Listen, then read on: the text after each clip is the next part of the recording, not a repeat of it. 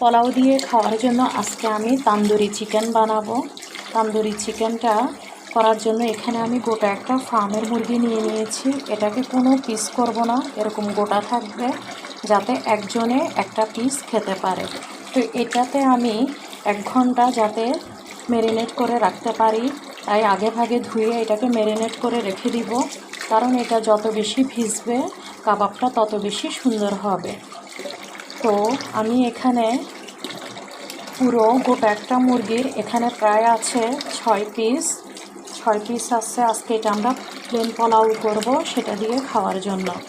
আর থাকবে ইলিশ মাছটাকেও ভালো করে ধুয়ে ম্যারিনেট করে রেখে দিব। আজকে ইলিশ মাছটাকে একটু ভিন্নভাবে ভাজবো।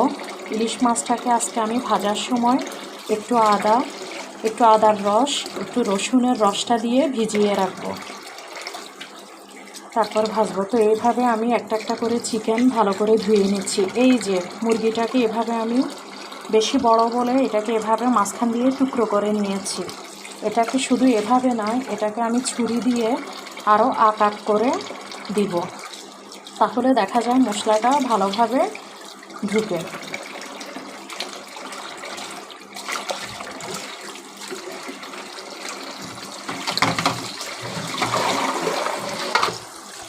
প্রথমে মুরগিগুলো ভালো করে ধুয়ে নিচ্ছি, তারপর ইলিশ মাছগুলো ধুবো। আর সাথে থাকবে সালাদ।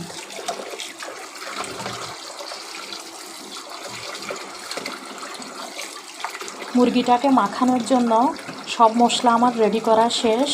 এটাতে আমি যে মশলাগুলো দিই সেটা আমি সকালবেলা উঠেই আগে করে রেখেছি, কারণ এটার মশলাটা একটু ভিন্নধর্মী হয়ে থাকে। এই মশলাটাতে অনেক কিছু অ্যাড করতে হয়।